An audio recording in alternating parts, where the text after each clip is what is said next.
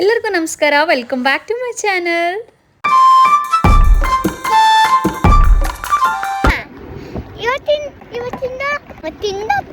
ಇವತ್ತಿಂದ ಟೆನ್ನು ಅದು 10 ಸಾಮಾನು ಸಾಕ್ತದ.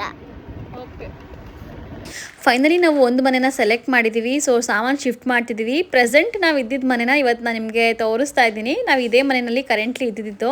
ಸೊ ಈ ಮನೆನ ಇವಾಗ ನಾನು ಕಂಪ್ಲೀಟಾಗಿ ಕ್ಲೀನ್ ಮಾಡಿದ್ದೀನಿ. ಯಾಕೆ ಅಂದರೆ ಇವತ್ತು ಓನರ್ಗೆ ನಾವು ಕೀನ ಹ್ಯಾಂಡಲ್ ಮಾಡೋದಿನ. ಫಸ್ಟ್ ನಮಗೆ ಎಂಟ್ರೆನ್ಸಲ್ಲೇ ಈ ರೂಮ್ ಸಿಗುತ್ತೆ. ಈ ರೂಮ್ನ ನಾವು ಜಾಸ್ತಿ ಯೂಸ್ ಮಾಡ್ಕೊಂಡಿರೋದೇ ನಮ್ಮ ಪಾಪು ಆಟ ಸಾಮಾನು ಮತ್ತು ನಾವು ಇಂಡಿಯಾಗೆ ತಗೊಂಡು ಹೋಗುವಂಥ ಲಗೇಜ್ ಬ್ಯಾಗ್ಗಳನ್ನ ಇಲ್ಲಿ ತುಂಬಿಸಿಟ್ಟಿದ್ವಿ. ಮತ್ತು ಈ ಕಡೆ ಬಂದು ಒಂದು ಡೈನಿಂಗ್ ಟೇಬಲ್ ಇಟ್ಕೊಳ್ಳೋಕ್ಕೆ ಒಂದು ಡೈನಿಂಗ್ ಹಾಲ್ ಥರ ಅಲ್ಲೇ ಎಂಟ್ರೆನ್ಸಲ್ಲೇ. ಮತ್ತು ಈ ಸೈಡ್ ಬಂದರೆ ಕಿಚನ್ ಇದೆ. ಚೈನಾದಲ್ಲಿ ಯೂಶುವಲ್ ಆಗಿ ಎಲ್ಲ ಚಿಕ್ಕ ಚಿಕ್ಕ ಕಿಚನ್ ಇರುತ್ತೆ. ಬಟ್ ನನಗೆ ಈ ಮನೆಯಲ್ಲಿ ಸ್ವಲ್ಪ ಉದ್ದ ಇರೋ ಕಿಚನ್ನ ನಮಗೆ ಈ ಮನೆಯಲ್ಲಿ ಸಿಕ್ಕಿತ್ತು. ಸ್ವಲ್ಪ ವಿಶಾಲವಾಗಿತ್ತು ಈ ಮನೆ ಕಿಚನ್ನು. ಇದು ಒಂದು 2 ಬೆಡ್ರೂಮ್ನ ಮನೆ ಆಗಿರುತ್ತೆ. ಸೊ ಈ ಕಡೆ ಸೈಡ್ ಬಂದರೆ ನಮಗೆ ಪಕ್ಕದಲ್ಲೇ ಇಲ್ಲಿ ವಾಶ್ರೂಮ್ ಇದೆ. ಇಲ್ಲಿರೋ ಸಾಮಾನುಗಳು ಎಲ್ಲ ಓನರ್ದೇನೆ, ಅಂದರೆ ಏನೇನು ಫರ್ನಿಚರ್ಸ್ ಇದೆಯೋ ಎಲ್ಲ ಪ್ರತಿಯೊಂದು ಓನರ್ದೇ ಆಗಿರುತ್ತೆ. ನಾವು ನಮ್ಮ ಸಾಮಾನ ಎಲ್ಲ ಆಲ್ರೆಡಿ ಶಿಫ್ಟ್ ಮಾಡಿಬಿಟ್ಟಿದ್ದೀವಿ. ಸೊ ಎಲ್ಲ ಸಾಮಾನು ಶಿಫ್ಟ್ ಆದಮೇಲೆ ನಾನು ತಗೊಂಡಿರೋಂಥ ವಿಡಿಯೋ ಇದು. ಇವಾಗ ನೋಡ್ತಿರೋದು ಒಂದು ಮಾಸ್ಟರ್ ಬೆಡ್ರೂಮು. ಟಿವಿ ಪ್ರತಿಯೊಂದು ಅವ್ರದ್ದೇನೆ, ಓನರ್ದೇ ಆಗಿರುತ್ತೆ. ಕೆಲವು ಓನರ್ಗಳು ಆಲ್ರೆಡಿ ಟಿವಿ ಇದ್ದರೆ ಅದನ್ನು ನಾವು ಯೂಸ್ ಮಾಡ್ಕೋಬೋದು. ಕೆಲವು ಓನರ್ಗಳು ಆಲ್ರೆಡಿ ಟಿವಿ ಇಟ್ಟಿಲ್ಲ ಅಂತಂದರೆ ನಮ್ಮನ್ನೇ ತೊಗೊಳಕ್ಕೆ ಹೇಳ್ತಾರೆ. ಇನ್ನು ಕೆಲವರು ತಂದು ಕೊಡ್ತೀವಿ ಅಂತ ಹೇಳಿರ್ತಾರೆ. ಸೊ ಇದು ಹಾಲಲ್ಲಿ ಒಂದು ಟಿವಿ ಇದೆ, ಮತ್ತು AC, ಸೋಫಾ, ಟೇಬಲ್ ಎಲ್ಲ ಇದೆ. ಇದು ಹಾಲು. ಸೊ ಹಾಲ್ ಪಕ್ಕಕ್ಕೆ ಬಂದರೆ ಇಲ್ಲಿ ವಾಷಿಂಗ್ ಮಿಷಿನ್ ಏರಿಯಾ ಇದೆ. ಇಲ್ಲಿ ಬಟ್ಟೆಗಳೆಲ್ಲ ಒಣಗಾಕೋದೆಲ್ಲ ಇಲ್ಲೇ ಇಟ್ಕೊಂಡಿದ್ದೆ. ಇಲ್ಲಿ ನಾನು ಒಂದಷ್ಟು ಪಾಟ್ಗಳನ್ನ ಇಟ್ಕೊಂಡಿದ್ದೆ. ಸೊ ನಾನು ಯೂಶಲಾಗಿ ಎಷ್ಟೊಂದು ವ್ಲಾಗ್ಗಳಲ್ಲಿ ನಾನು ಇಲ್ಲಿಂದ ಸ್ಟಾರ್ಟ್ ಮಾಡ್ತಿದ್ದೆ. ಇಲ್ಲಿ ವ್ಯೂ ಚೆನ್ನಾಗಿರ್ತಿತ್ತು. ಮಳೆ ಬಂದರೆ ಎಲ್ಲ ಇಲ್ಲಿಂದನೇ ವಿಡಿಯೋ ಮಾಡ್ತಾಯಿದ್ದೆ ನಾನು. ಸೊ ಈ ಜಾಗನ ನಾನು ತುಂಬ ಮಿಸ್ ಮಾಡ್ಕೊಳ್ತೀನಿ. ಈ ಮನೆಯಲ್ಲಿ ನಾವು ಬೋತ್ ಅಪ್ಸ್ ಆ್ಯಂಡ್ ಡೌನ್ಸ್ ಎರಡೂ ನೋಡಿದ್ದೀವಿ. ನಮಗೆ ಖುಷಿ, ಸಂತೋಷ, ದುಃಖ ಪ್ರತಿಯೊಂದೂ ಈ ಮನೇನ ನಾವು ನೋಡಿದ್ದೀವಿ. ನೆಕ್ಸ್ಟ್ ಯಾರು ಈ ಮನೆಗೆ ಬರ್ತಾರೋ ಅವ್ರಿಗೆ ಒಳ್ಳೇದಾಗಲಿ ಅಂತ ನಾವೀಗ ಈ ಮನೇನ ಬಿಟ್ಟು ಹೋಗ್ತಾ ಇದ್ದೀವಿ. ಸೊ ಫೈನಲಿ ಈ ಮನೆಗೆ ಗುಡ್ ಬೈ ಹೇಳೋ ಟೈಮ್ ಬಂದೇ ಬಿಡ್ತು. ಸೊ ಇವಾಗ ನಾವು ಬೇರೆ ಮನೆಗೆ ಬಂದಿದ್ದೀವಿ. ಸ್ವಲ್ಪ ಈ ಮನೆಯೆಲ್ಲ ತುಂಬ ಗಲೀಜಾಗಿತ್ತು. ಸೊ ಅದಕ್ಕೆ ಒಬ್ಬರನ್ನ ಆಯಿನ ಕರೆಸಿದ್ವಿ ಕ್ಲೀನ್ ಮಾಡ್ಸೋಕ್ಕೆ. ಯಾಕೆಂದರೆ ಈ ಮನೆಯಲ್ಲಿ ಜನ ವಾಸ ಆಗೇನೆ 2.5 ವರ್ಷ ಆಗಿತ್ತಂತೆ. ಅಂದರೆ ಓನರ್ ಈ ಮನೆ ಕೊಂಡ್ಕೊಂಡಿದ್ದಾರೆ. ಕೊಂಡ್ಕೊಂಡಾದ್ಮೇಲೆ ಈ ಮನೆಯಲ್ಲಿ ಯಾರೂ ಇಲ್ಲ. ಜಸ್ಟ್ ಹಾಗೆ ಈ ಸಿಟಿಗೆ ಬಂದಾಗ ಓನರು ವಿಸಿಟ್ ಕೊಟ್ಬಿಟ್ಟು ಹೋಗ್ತಾ ಇದ್ರಂತೆ. ಈ ಮನೆಯಲ್ಲಿ ಡೈನಿಂಗ್ ಟೇಬಲ್ ಇರಲಿಲ್ಲ. ನಾವು ಓನರ್ಗೆ ಒಂದು ಚಿಕ್ಕ ಡೈನಿಂಗ್ ಟೇಬಲ್ನ ಕೇಳಿದ್ವಿ. ಸೊ ಒಂದು ಚಿಕ್ಕ ಡೈನಿಂಗ್ ಟೇಬಲ್ನ ಆನ್ಲೈನಲ್ಲಿ ಆರ್ಡ್ರ್ ಮಾಡಿದ್ದಾರೆ. ಸೊ ನಾವೇ ಅದನ್ನು ಇನ್ಸ್ಟಾಲ್ ಮಾಡ್ಕೊಂಡ್ವಿ. ಮತ್ತು ಈ ರೂಮಲ್ಲಿ 2 ರೂಮಲ್ಲೂ ಕೂಡ ಲೈಟ್ಸ್ ಹೋಗ್ಬಿಟ್ಟಿತ್ತು, ಸೀಲಿಂಗ್ ಲೈಟು. ಸೊ ಅದನ್ನು ಗನ್ ಶಾಟ್ ಮಾಡೇ ಇನ್ಸ್ಟಾಲ್ ಮಾಡಬೇಕು. ಸೊ ಓನರೇ ಬಂದು ಅದನ್ನು ಮಾಡಿಕೊಡ್ತಾ ಇದ್ದಾರೆ. ಇನ್ನು ಲೈಟು ರೂಮಲ್ಲಿ 2 ಲೈಟ್ ಇರಲಿಲ್ಲ. ಸೊ ಲೈಟೆಲ್ಲ ಹಾಕ್ಸ್ಕೊಂಡ್ವಿ. ನೆಕ್ಸ್ಟ್ ಈಗ ಮನೆಯೆಲ್ಲ ನೆಲದ ಮೇಲೆಲ್ಲ ಸಖತ್ ಧೂಳಿತ್ತು. ಸೊ ಅದನ್ನು ಕ್ಲೀನ್ ಮಾಡ್ಕೊತಿದ್ದೀವಿ. ಬಂದಿದ್ದ ಕಲಿ ನಾವು ಕಾಟು, ಕಿಟಕಿ, ಬಾಗಿಲುಗಳೆಲ್ಲ ಒರೆಸಿಸ್ಕೊಂಡ್ವಿ. ನೆಲ ಎಲ್ಲ ಫುಲ್ ನಾವೇ ಕ್ಲೀನ್ ಮಾಡ್ಕೋಬೇಕು. ಓನರ್ ಈ ಮನೆ ತಗೊಂಡಾಗಿಂದನೂ ಈ ಮನೆಯಲ್ಲಿ 2 ವರ್ಷ 2.5 ವರ್ಷದಿಂದನೂ ಯಾರೂ ವಾಸ ಇಲ್ಲ ಅಂದರೆ ನಿಮ್ಗೆ ಆಲ್ರೆಡಿ ಒಂದು ಇಮ್ಯಾಜಿನೇಷನ್ ಬಂದ್ಬಿಟ್ಟಿರುತ್ತೆ ಎಷ್ಟು ಧೂಳು ಇರುತ್ತೆ ಮನೆಯಲ್ಲಿ ಅಂತ. ಸಖತ್ ಧೂಳಿತ್ತು. ಸೊ ನಾವು ವ್ಯಾಕ್ಯೂಮ್ ಕ್ಲೀನರ್ ಯೂಸ್ ಮಾಡಿಕೊಂಡು ಸೋಫಾ ಎಲ್ಲ ಕ್ಲೀನ್ ಮಾಡ್ಕೋತಾ ಇದ್ದೀವಿ. ಸೊ ಸೋಫಾ ಎಲ್ಲ ಕ್ಲೀನ್ ಆದಮೇಲೆ, ಅಂದರೆ ಧೂಳೆಲ್ಲ ತೆಗ್ದಾದ್ಮೇಲೆ ನಾನು ಒಂದ್ಸಲ ತೇವದ ಬಟ್ಟೆನಲ್ಲಿ ಹಾಗೆ ಗಟ್ಟಿ ಗಿಂಡಿ ಒರೆಸ್ಕೊಳ್ಳೋಣ ಅಂತ ಅಂದ್ಕೊಂಡಿದ್ದೀನಿ. ನಮ್ಮ ಪಾಪನು ಮಾಸ್ಕ್ ಹಾಕೊಂಡು ನಿಂತಿದ್ದಾನೆ. ಅವ್ನಿಗೆ ಏನಂತಂದರೆ ನಾವೇನಾದ್ರು ಕ್ಲೀನ್ ಮಾಡ್ತಿದ್ದೀವಿ, ಕೆಲಸ ಮಾಡ್ತಿದ್ದೀವಿ ಅಂದರೆ ಅವನು ಅದರಲ್ಲಿ ಇನ್ವಾಲ್ವ್ ಆಗಬೇಕು. ಅಟ್ಲೀಸ್ಟ್ ಇಲ್ಲ ನಿಂತ್ಕೊಂಡು ನೋಡಬೇಕು. ಇದಿಷ್ಟು ಅವ್ನು ಮಾಡಲೇಬೇಕು, ಇಲ್ಲಾಂದರೆ ತುಂಬ ಹಠ ಮಾಡ್ತಾನೆ. ಸೊ ನಾವು ಅಟ್ಲೆಲ್ಲ ಕ್ಲೀನ್ ಮಾಡ್ಕೊತಿದ್ವಿ. ಕಬೋರ್ಡಲ್ಲಿರೋ ಅಟ್ಲೆಲ್ಲ ನೋಡ್ಬೋದು, ನೆಲದ ಮೇಲೆಲ್ಲ ಎಷ್ಟು ಗಲೀಜಿದೆ ಅಂತ. ಫುಲ್ ಕಪ್ಪು ಕರೆ ಹಾಗೆ ನಿಂತ್ಕೊಂಡ್ಬಿಟ್ಟಿತ್ತು. ನಾವು ಆಯಿನ ಏನು ಕರೆಸಿದ್ವಿ. ಸೊ ಅವರು ಬರೀ ಕಿಟಕಿ ಬಾಗಿಲು, ಟೇಬಲ್ಲು ಈ ಥರದನ್ನೆಲ್ಲ ಒರೆಸ್ಕೊಟ್ಬಿಟ್ಟು ಹೋಗಿದ್ರು. ಫ್ಲೋರೆಲ್ಲ ಫುಲ್ ನಾವೇ ಕ್ಲೀನ್ ಮಾಡ್ಕೊಂಡಿದ್ದು. ಸೊ ಈ ಫ್ಲೋರೆಲ್ಲ ಕಂಪ್ಲೀಟಾಗಿ ಕ್ಲೀನ್ ಮಾಡಿದ್ಮೇಲೆ ನಮಗೆ ಮತ್ತೆ ಇನ್ನೊಂದು ಸಲ ಸಾಮಾನೆಲ್ಲ ಒರೆಸ್ಕೊಳ್ಳೋ ಅಂಥ ಸಂದರ್ಭ ಬಂತು. ನಾನು ನಿಮಗೆ ಮುಂಚೆನೇ ಹೇಳಿದ್ದೆ, ಸೇಮ್ ನಾವಿರೋ ಕಮ್ಯುನಿಟಿ ಅಪಾರ್ಟ್ಮೆಂಟಲ್ಲೇ ನಾವು ಮನೆ ಹುಡುಕ್ತಾ ಇದ್ದೀವಿ ಅಂತ. ಸೊ ನಾವು ಮನೆಗೆ ಸಾಮಾನೆಲ್ಲ ಶಿಫ್ಟ್ ಮಾಡ್ತಾ ಇದ್ವಿ. ಮತ್ತು ಇದೊಂದಷ್ಟು ವೇಸ್ಟ್ ಸಾಮಾನುಗಳು ಬಿಸಾಕಬೇಕು.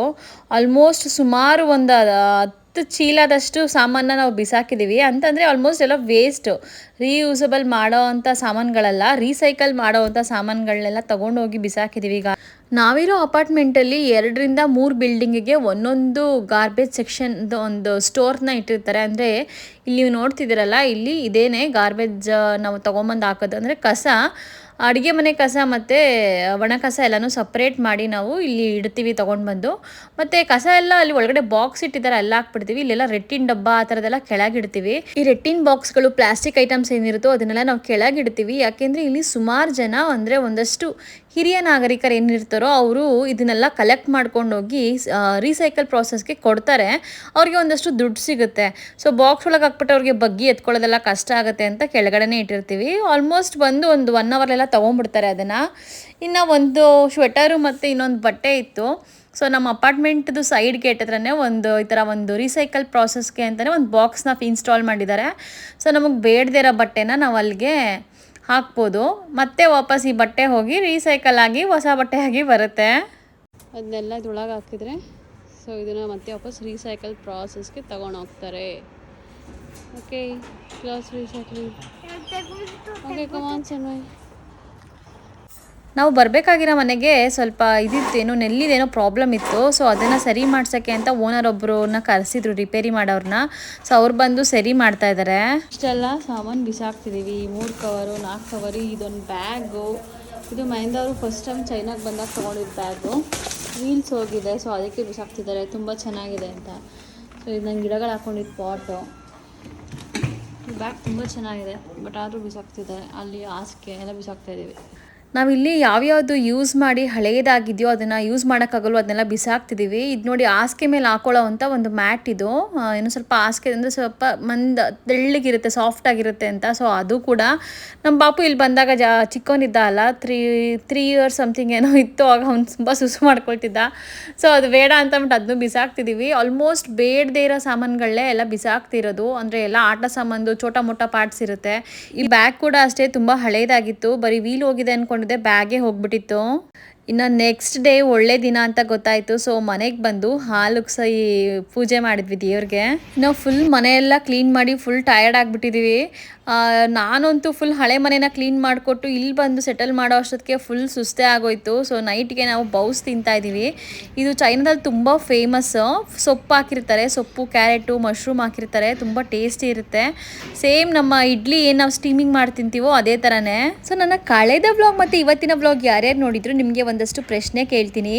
ಸರಿಯಾದ ಉತ್ತರ ಕೊಟ್ಟ ಫಸ್ಟ್ 2 ವಿನ್ನರ್ಸ್ಗೆ ನಾನು ಇಂಡಿಯಾಗೆ ಬಂದಾಗ ಚೈನಾದ ಪುಟ್ಟ ಗಿಫ್ಟ್ನ ನಾನು ನಿಮಗೆ ಉಡುಗೊರೆಯಾಗಿ ಕೊಡ್ತೀನಿ.